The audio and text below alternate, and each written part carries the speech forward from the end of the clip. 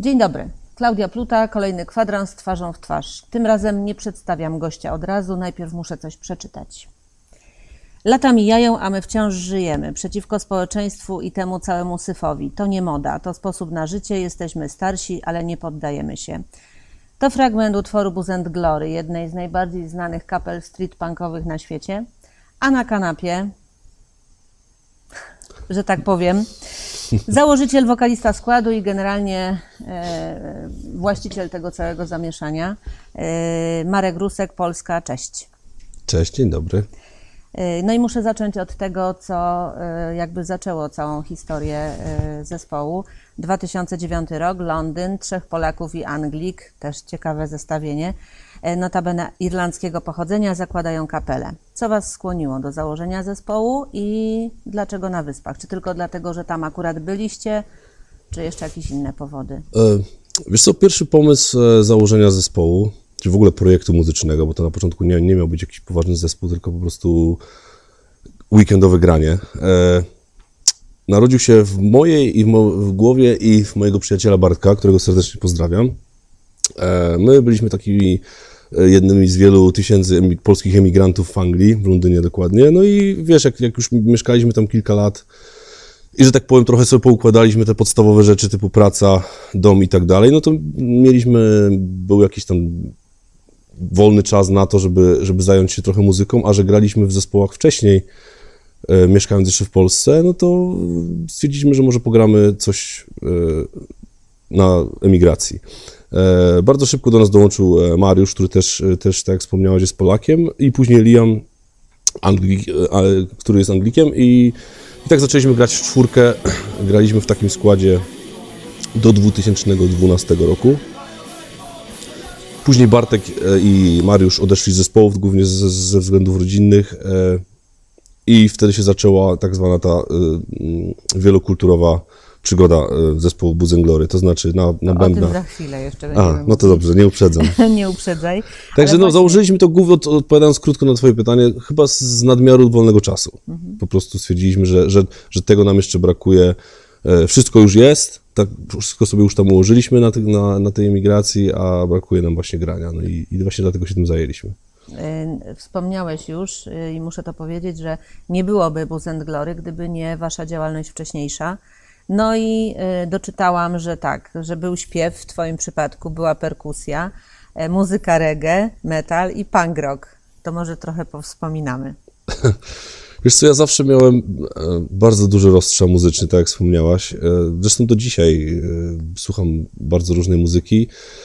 I był taki okres, tak, to były lata, miałem chyba 20 lat wtedy, że w jednym czasie grałem na bębnach w zespole punk rockowym, na bębnach w zespole metalowym i śpiewałem reggae w zespole reggae.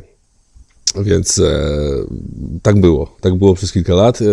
Jakoś nie wiem, czy to był czas, gdzie szukałem swojego miejsca na scenie muzycznej, czy po prostu miałem na tyle czasu, żeby się zajmować właśnie trzema różnymi zespołami w jednym czasie. Ale tak jak mówię, no do dzisiaj słucham bardzo różnej muzyki. Oprócz punk rocka, ostatnio Northern Soul, rock and roll, taki stary, tradycyjny rock and roll. Także to mi się zmienia bardzo. Mam takie okresy w życiu, że czasami słucham czy trochę cięższej muzyki, a czasami trochę lżejszej. Z wiekiem trochę lżejszej, mogę tak powiedzieć. Trochę tak już... A czy uważasz, że to, że właśnie grałeś różną muzykę i miałeś udział koncertować z różnymi kapelami, czy to pomaga? No tak, na pewno zdobywa się doświadczenie, poznaje się różnych ludzi z różnych środowisk, z różnych scen. Na pewno tak, obycie w ogóle w świecie muzycznym, to na pewno pomogło.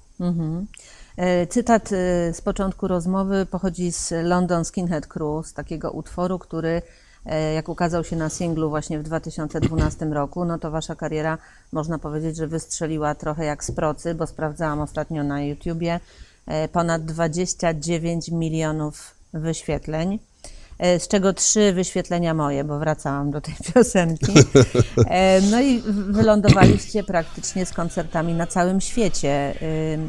tak sobie myślę i tak zresztą jest, że muzyka punkowa, gdy powstawała, była takim zagrożeniem dla jakiegoś skostniałego systemu, jakiegoś zastanego porządku, no i była też jakimś wyzwaniem dla istniejącej wówczas rzeczywistości. A czym jest punk dzisiaj? Wiesz co, tak jak wspomniałaś, punk rock, bardzo krótko, bo pewnie nie mamy czasu tutaj na zgłębianie całej historii punk rocka. No punk rock powstał w latach 70. Stany Zjednoczone mieli swoich Ramones, Europa i Wielka Brytania mieli Sex Pistols. Na początku punk rock to była taka, można powiedzieć, subkultura, która nie miała jakiejś tam swojej sprecyzowanej ideologii. Ale później wiadomo, czasy się zmieniały, powstawały nowe zespoły, powstawały zespoły, które chciały się angażować bardziej społecznie, politycznie. Nawet podchodzili do tematu punk rocka bardziej artystycznie i pewnie odpowiedzią na to właśnie, na ten nurt, ten bardziej zaangażowany w punk rocka był właśnie street punk, który jednak chciał zostać tym prostym, ulicznym głosem ludzi i nie chciał się tak bardzo angażować właśnie w te takie bardziej poważne sprawy, tak to ujmę. I my jako Booze and Glory, jak zaczęliśmy grać, to też chcieliśmy, takie było założenie, żeby po prostu, że chcemy być zespołem street punkowym, czyli nie chcemy po prostu wnikać bo to miał być, wiesz, to miało być po prostu taka odskocznia od rzeczywistości, nie chcieliśmy się za bardzo angażować w jakieś poważne tematy. To się oczywiście zmieniło przez lata. Trochę dorośliśmy, skład się pozmieniał. Tak myślę, że wiek ma znaczenie. Ma na pewno. No i dzisiaj, wiesz co, ja bym nie określił, nie za bardzo lubię, czy tam nie jestem za wielkim fanem określenia Booze and Glory jako zespołu stricte street punkowego, bo napisaliśmy dużo piosenek, które w ogóle nie dałoby się wpisać w ten podgatunek punk rocka. Czyli ja po prostu myślę, że jesteśmy zespołem punk rockowym i to mi daje, czy nam daje tę możliwość, że po prostu możemy robić co chcemy. Możemy pisać teksty o czym chcemy i nie musimy się zastanawiać, czy to pasuje do tego, czy do tego. No tak. Noc na tej punkowej scenie Booze and Glory mocno zaistniało, szczególnie właśnie po tym 2012 roku. Rzesza fanów cały czas Wam rośnie. To, co wydawaliście oczywiście kolejne płyty, tych fanów macie coraz więcej, ale to, co dla mnie jest najciekawsze, kiedyś kapele punkowe czy street punkowe to były jakieś tam zadymione kluby, piwnice, a teraz nagle okazuje się, że no, gracie na największych festiwalach i ta muzyka już nie jest taka niszowa, tak mi się wydaje przynajmniej. Ale pytanie moje jest takie, co czujesz, gdy właśnie stoisz na scenie nie przed setką, tylko przed kilkunastoma tysiącami ludzi? Czy ma to znaczenie? Czy jest różnica w atmosferze? Wiesz co, to wszystko zależy pod jakim kątem, jakby na to spojrzeć, bo jeżeli o mnie chodzi, to pod względem stresu wyjścia na scenę dla małej publiki, to ja się bardziej stresuję niż dla dużej. Tak jak na przykład tutaj kiedyś graliśmy ze Skankanem, to dla mnie był mega stres grać, to był taki mały, zamknięty, kameralny koncert, niż jak wyjdę na scenę, gdzie są ludzie aż po horyzont i po prostu nie ma takiego bliskiego kontaktu z nimi i po prostu inaczej sobie to układasz w głowie, wychodząc na scenę. Ale z drugiej strony też te duże festiwale to jest, nie ukrywam, że to jest, my gramy na różnych festiwalach, otworzyliśmy się, że tak powiem, muzycznie i gramy bardzo dużo na różnych festiwalach z różnymi zespołami, z różnych gatunków. Gramy na metalowych, na rockowych, na różnych. I tam, wiesz, te 10 czy 12 czy 15 tysięcy osób to nie są tylko nasi fani oczywiście, to są ludzie, pewnie część, która przyszła na nas, ale to są też ludzie, którzy by normalnie nie przyszli do klubu na nasz zespół, tylko po prostu idą na któryś z zespołów, który jest na festiwalu i to jest pod tym względem bardzo ważne dla zespołu pokazać się tym właśnie ludziom. To jest właśnie zdobywanie nowych fanów. Albo nie, zależy jak, zależy, nie? Ale także to jest tak zwana część tego wszystkiego, nie? Że gramy. Zazwyczaj w lecie to są plenery, czyli to są właśnie te festiwale, różne festiwale. a jesień i wiosna to są bardziej kluby, czyli kluby, czyli gramy dla swoich fanów głównie. Wiadomo, tam zawsze się ktoś znajdzie, jestem przypadkowo na koncercie, ale fajny koncert, nie znałem was wcześniej. Ale zazwyczaj to są nasi fani, a festiwale to są jednak ludzie różni. Taki sobie obejrzałam wczoraj klip do kawałka 3 Points i zastanawiam się właściwie, czy piłkarze West Hamu go znają. Znają, bo widziałem, że niektórzy udostępniali kiedyś, jak on wyszedł. Ale no to, ale wiesz co, no myśmy, powiem Ci tak, całe nasze, że tak powiem, żeby połączyć Booze & Glory z drużyną West Ham United, to po prostu myślę, że to się zaczęło ode mnie i od Liama. Najbardziej. Chodziliście na mecze.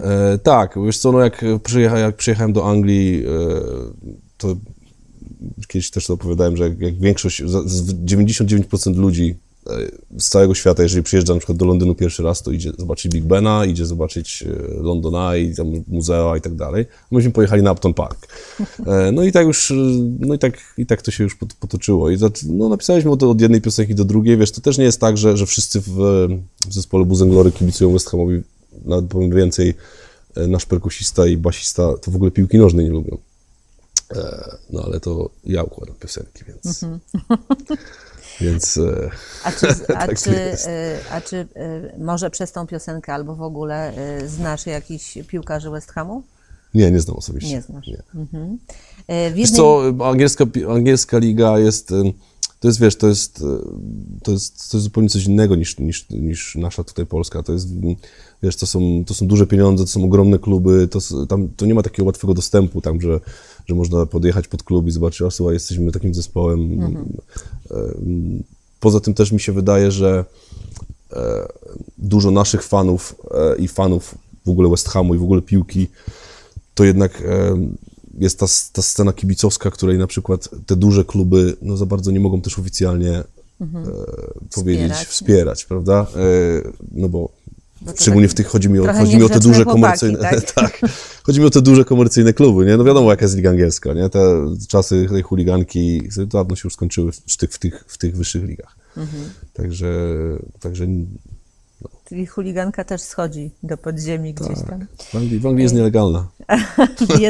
W jednej z recenzji przeczytałam bardzo, bardzo fajną rzecz i to też muszę zacytować. Booze & Glory jest jednym z najpopularniejszych obecnie zespołów kontynuujących romantycznie łobuzerską tradycję street punka. Bardzo mi się to spodobało.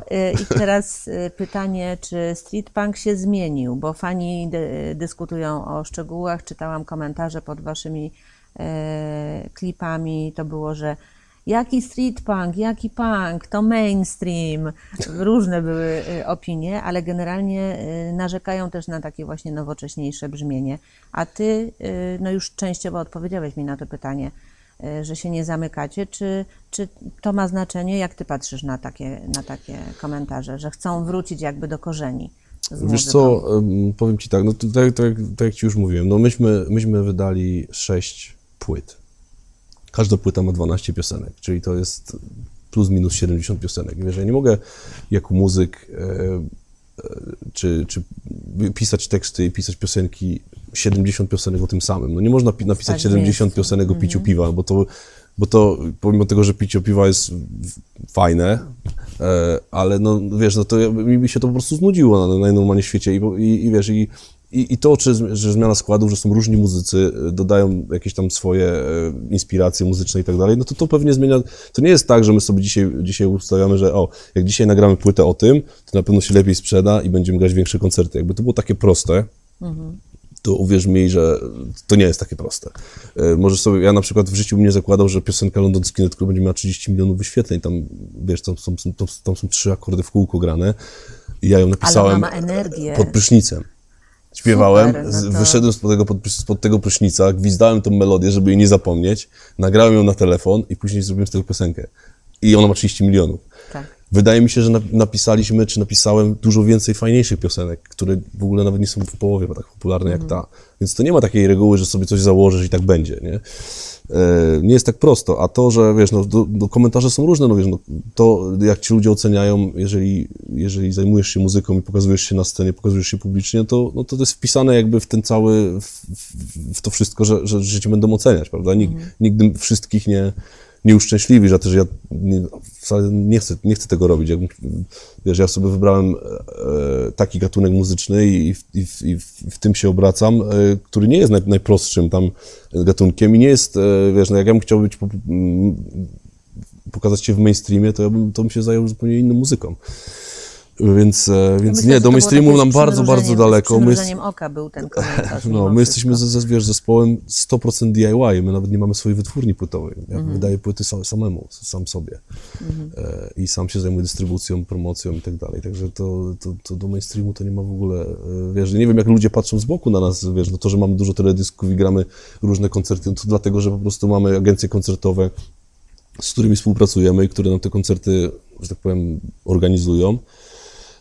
Ale też robimy sami bardzo dużo. Na przykład zgranie w Indonezji czy w ogóle w Azji, Właśnie kolejne pytanie to są nasza, że tak powiem, praca i nasze kontakty i tak dalej. Także to nie jest tak, że my, wiesz, dostajemy jakiś kontrakt, że w ogóle to w ogóle nie ma takich rzeczy. W przypadku kontraktu ten kij zawsze ma dwa końce. Czasami bycie takim samodzielnym dla muzyka jest lepsze, bo wtedy nikt niczego ci nie narzuci. Dokładnie. Tylko, że jest trudniej, nie? Bo jest trudniej, bo musisz to sam ogarnąć, dokładnie. nie? No właśnie a propos tego Meksyku, bo graliście w Meksyku, graliście w Japonii, graliście w Indonezji. To takie pytanie, czy Azja, czy Ameryka Południowa to są jakieś nowe kierunki dla muzyki punk? Tak, wydaje mi się, że Azja, ja mogę mówić głównie pod kątem Indonezji, no i Japonii, tylko że Japonia to jest tak trochę z boku, więc na razie o Indonezji. Indonezja przede wszystkim jest bardzo dużym krajem, tam jest, nie chcę teraz jakieś gafy walnąć, ale około 300 milionów osób chyba. W samej Dżakarcie jest ponad 10 milionów, więc wiesz, tam się punk rock, wydaje mi się, że się zaczął 10-15 lat temu maksymalnie.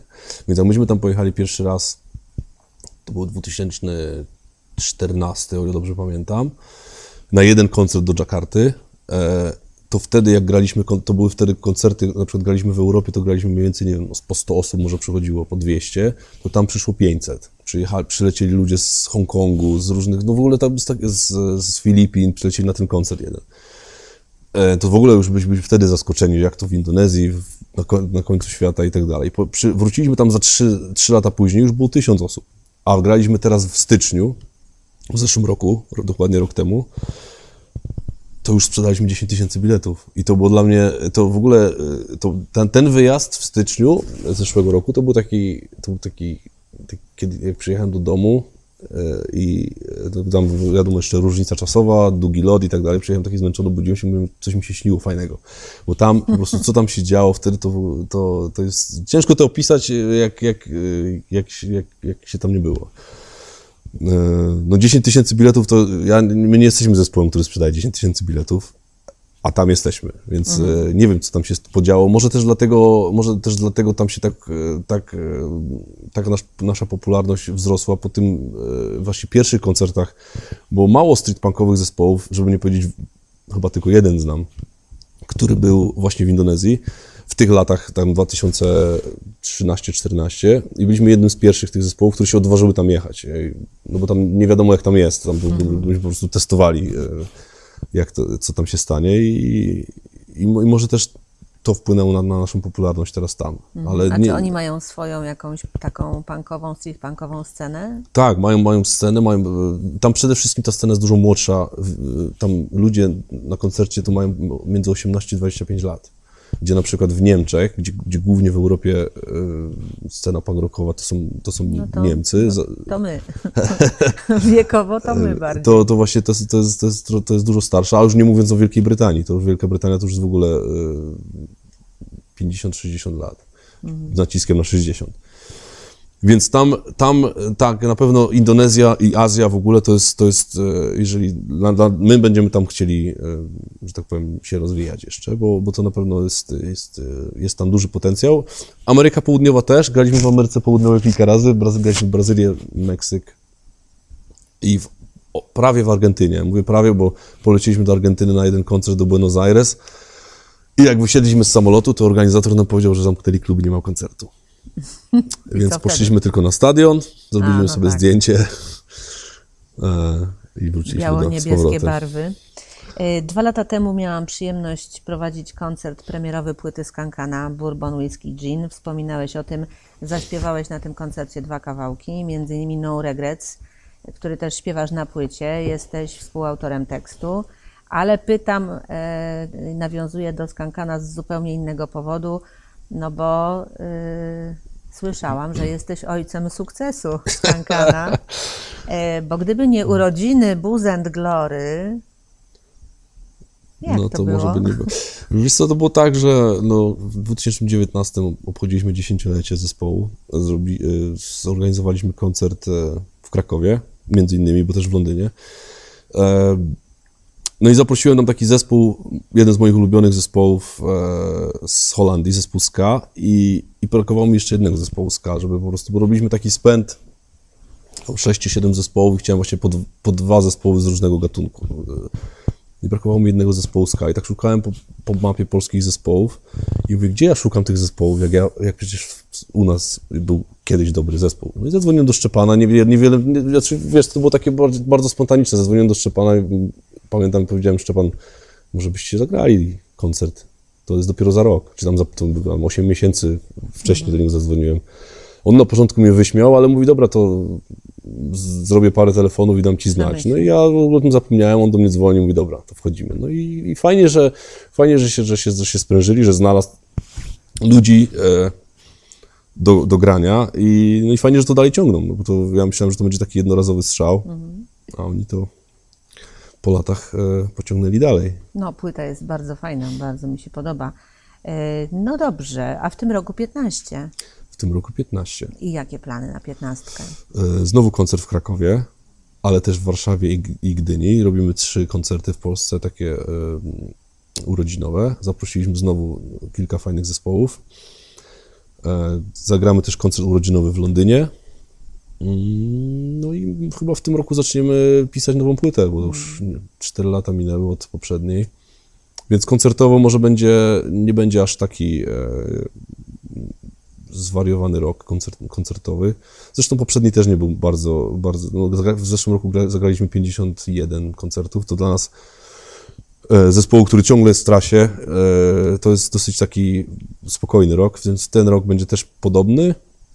Skupimy się trochę bardziej na pisaniu nowych piosenek i chyba w 2025, jak wyjdzie płyta, jak nam się uda napisać i nagrać, to znowu wyruszymy w trasę. Na pewno chcemy wrócić do Azji, na pewno chcemy wrócić do Ameryki Południowej. Dosyć ciężko jest zorganizować coś w Ameryce Południowej.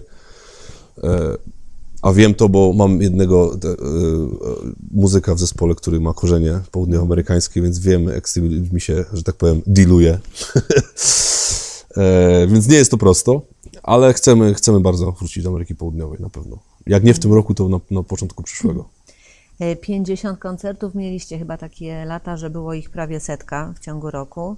Tak. To nie można z grania żyć. Czy można? Wiesz co, można, jak się... Trzeba, no właśnie tak jak mówię, no trzeba dużo grać. W 2017 roku, pamiętam, to był ten pierwszy rok, w którym wróciłem w 2016 pod koniec do Polski z Anglii na stałe i w 2017, jak pojechaliśmy w trasę, zagraliśmy 100 koncertów, ale w sumie policzyłem, że nie było nas w domu 260 dni. Więc i później w następnym roku było praktycznie to samo. I tak jak się gra 100 koncertów, no to można, wiesz, to zależy, jakie życie prowadzisz. No, wszystko to zależy, wiesz, jeżeli masz...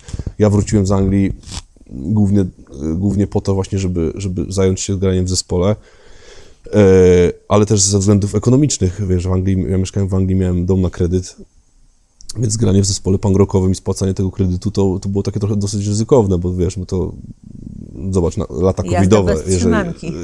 Jazda bez trzymanki, ale wiesz, taki COVID, 2 lata w ogóle wyjęte całkowicie z życia i nie mogliśmy w ogóle grać. Więc ciężko grać w zespole punk rockowym i mieć na przykład duży kredyt, nie? Więc pozbyłem się tego domu, pozbyłem się kredytu i wiesz, jak sobie żyjesz tak, jak ja żyję tu w Polsce, to da się wyżyć, wiesz, no, trzeba dużo grać po prostu, tak jak mówię, no my nie jesteśmy zespołem, punk rock to dalej jest nisza tak naprawdę, no wiesz, dobrze, gramy te duże festiwale, ale to są takie właśnie pomieszane gatunki, różne zespoły tam grają, ale punk rock to jest nisza, wiesz, no jak grasz koncerty dla 200, 300, 400, 500 osób, kluby, no to dalej jest nisza, wiesz, to trzeba dużo grać, żeby po prostu się z tym No i utrzymać. wróciłeś do Sosnowca i zostałeś biznesmenem. Poniekąd. Poniekąd, ale właśnie chciałabym się dowiedzieć, bo tak, W ogóle nie po pasuje, to pierwsze- słowo nie pasuje do mnie, no ale No dobra. tak, nie pasuje, ja je użyłam specjalnie, ale zacznę od tego, Jakaś że gazeta też tak napisała kiedyś. masz wytatuowany herb Sosnowca. Mam, bo jestem chłopakiem z Sosnowca. I to jest koniec tego pytania. O granie już pytałam, no więc właśnie, to jak to się stało, że barbershop? Jak wróciliśmy do Polski z moją małżonką kochaną, to w Sosnowcu nie było barbershopu. I stwierdziłem, powiedziałem, Asia, musimy tu otworzyć barbershop. No jak to w takim mieście nie ma barbershopu? Już wszędzie były. W Katowicach już było kilka, a u nas nie było. Ale wtedy wyjechaliśmy w tą trasę długą, taką w 2017 roku i jakoś ten pomysł taki miałem w tyle głowy, ale po prostu nie miałem czasu na to. I powstał pierwszy barbershop, my byliśmy jako drugi w Sosnowcu. W 2019 otworzyliśmy pierwszy, no teraz mamy dwa. Mamy dwa, no i jakoś nie planuję jakoś tak się za bardzo... Dwa wystarczą, jest już tak duża konkurencja i Ale myślisz jeszcze o czymś cały czas myślę. niezwiązanym z barbershopem. Cały czas myślę. Ja to chcę wyciągnąć teraz. I chyba oboje wiemy, o czym mówię, bo to nie tylko barbershopu ci brakowało w Sosnowcu, nadal ci jeszcze brakuje. Bardzo chciałbym mieć klub muzyczny w Sosnowcu. No, o to chodzi. Kiedyś będę O miał. to pytam. Kiedyś będę miał, no teraz choćbym bardzo, bardzo chciał, to po prostu nie mam czasu, głównie ze względu na moją kochaną córeczkę, która jest bardzo absorbująca i no nie mam czasu się zająć jeszcze jednym biznesem. Barbershop, nasze barbershopy, na szczęście mamy teraz takich ludzi, którzy tam pracują, że ja Jesteś spokojny. jestem spokojny o to i mogę zająć się zespołem i dzieckiem, że tak powiem, w jednym czasie, ale jeszcze jednej rzeczy udźwignąć w tym momencie nie jestem w stanie, ale to na pewno się stanie. Jestem przekonany, że marzenia są po to, żeby się spełniały, nie? Dokładnie Prędzej tak. czy później. Znaczy trzeba mieć marzenia, żeby iść do przodu. Właśnie. No to tego ci życzę. Słuchajcie, moglibyśmy tak jeszcze długo z Markiem, ale wydaje mi się, że wystarczy. Jak ktoś chce czegoś więcej, to oczywiście odsyłam do YouTube'a. Tam można sobie posłuchać Blues and Glory, można pooglądać. Są też teledyski z koncertów. Można zobaczyć, ile głów na koncercie się znajduje jednym czy drugim. Marek Rusek był moim gościem i waszym. Bardzo dziękuję za rozmowę. Ja również Życzę dziękuję. ci dużo czasu. Córeczka 20 miesięcy, jeszcze trochę zajmie się sobą, będziesz miał czas na klub. Tyle dzisiaj w kwadransie Twarzą w twarz. Do zobaczenia kolejny raz, bo kolejny raz będzie i mamy fajnych gości w planie. Lajkujcie, subskrybujcie, oglądajcie i do zobaczenia. Dzięki. Dzięki.